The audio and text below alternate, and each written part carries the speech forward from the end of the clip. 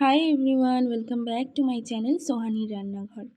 চিকেনের সব ধরনের প্রিপারেশনের মধ্যে আলু দিয়ে চিকেনের পাতলা ঝোল সবচেয়ে বেশি জনপ্রিয়, যা প্রায় প্রতিটি বাঙালির ঘরে রবিবারের দুপুরে রান্না হয়ে থাকে। আজকে আমি আপনাদের সঙ্গে শেয়ার করব আলু দিয়ে চিকেনের পাতলা ঝোলের রেসিপি।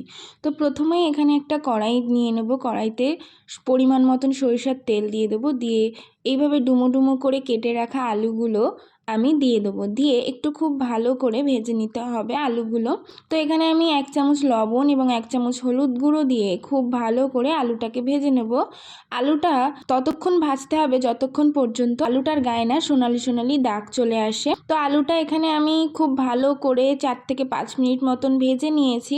তো এখানে এখন আমার আলু ভাজা হয়ে গেছে। এখন আলুগুলো তুলে নেব। তো এখন আমি ওই তেলের মধ্যে এখানে চিকেনগুলো ভেজে নেব। এখানে আমি 1 কেজি চিকেন নিয়েছি। তো এখানে আমি এই চিকেনগুলো দিয়ে দিয়েছি। চিকেনের মধ্যে এখন আমি লবণ হলুদ কিচ্ছু দেব না, জাস্ট শুধুমাত্র চিকেনটা ভেজে নেব। গ্যাসের ফ্লেমটা এখানে আমি হাই রেখে 4 থেকে 5 মিনিট খুব ভালো করে চিকেনগুলো ভেজে নিয়েছি। এখন এই চিকেনটা আমি তুলে রাখবো।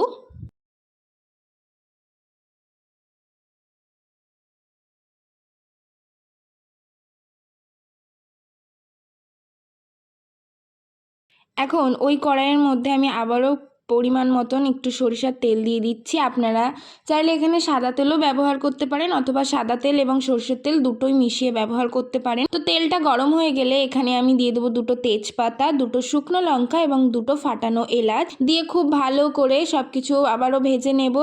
তো ফোড়নের গন্ধটা খুব ভালো করে তেলের সঙ্গে মিশে গেলে এখন এর মধ্যে আমি দিয়ে দেবো 1 চিমটি চিনি। চিনিটা দেওয়ার ফলে রান্নার রঙটা খুব সুন্দর আসে। তো ফোড়নটা ভাজা হয়ে গেলে এখন এর মধ্যে আমি 2টো বড় সাইজের পেঁয়াজকে লম্বা লম্বা করে কেটে নিয়েছি, সেটাই এখন দিয়ে দেব।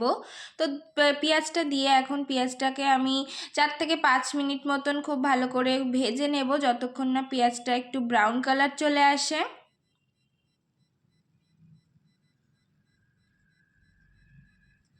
এখানে আপনারা চিকেনের অনুযায়ী পেঁয়াজের পরিমাণটা বাড়িয়ে কমিয়ে নিতে পারেন। তো পেঁয়াজটা ভাজা হয়ে গেলে এখন ওর মধ্যে ভেজে রাখা চিকেন এবং যে এক্সট্রা তেলটা ছিল সেটা দিয়ে দেব। দিয়ে আবারও একটু ভেজে নেব। এখানে খুব বেশি চিকেনটা ভাজার দরকার নেই, যেহেতু আগে থেকেই চিকেনটা ভেজে রাখা। তো এখানে চিকেনটা দিয়ে এর মধ্যে দিয়ে দেবো 2 চামচ পরিমাণের আদা রসুন বাটা। আদা রসুন বাটাটাও আপনারা চিকেনের পরিমাণ অনুযায়ী ব্যবহার করতে পারেন।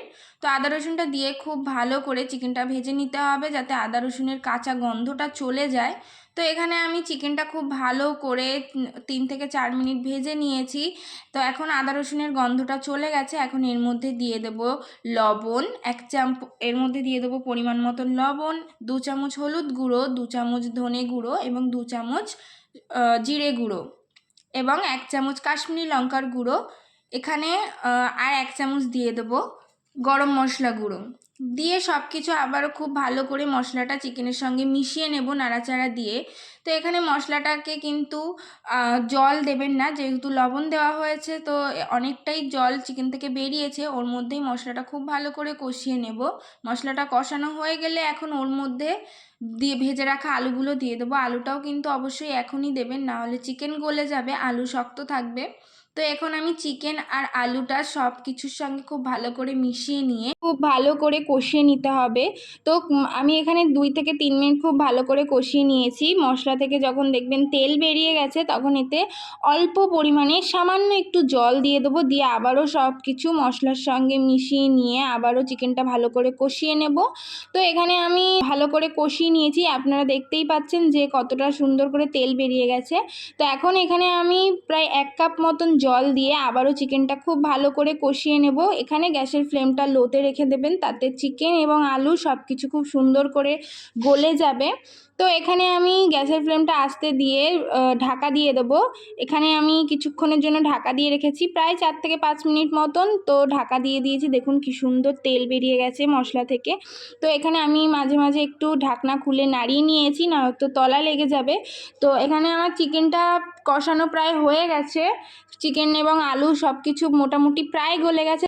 তো এখানে আমি এখন গ্যাসের ফ্লেমটা হাইতে রেখে খুব ভালো করে চিকেনটা একটু নাড়াচাড়া করে নেবো, যাতে এক্সট্রা যে জলটা আছে সেটা শুকিয়ে যায় এবং মশলা থেকে তেল বেরিয়ে যায়। তো এখানে আমার চিকেনটা খুব ভালো করে কষানো হয়ে গেছে, খুব সুন্দর করে তেল বেরিয়ে গেছে, দেখতেই পাচ্ছেন। তো এখানে আমি পরিমাণ মতন জল দিয়ে দেবো, একটু বেশিই জল দিয়েছি কারণ এটা একটু ঝোল ঝোল হবে, তো সেই জন্য আমি একটু বেশি পরিমাণেই জল দিয়েছি। তো জল দিয়ে এখানে দিয়ে দেবো 1 চামচ মতন গরম মশলা এবং 1 চামচ চিকেন মশলা এবং 1 মুঠো ধনেপাতা দেবো, যাতে খুব সুন্দর একটা ফ্রেশ ফ্লেভার আসবে।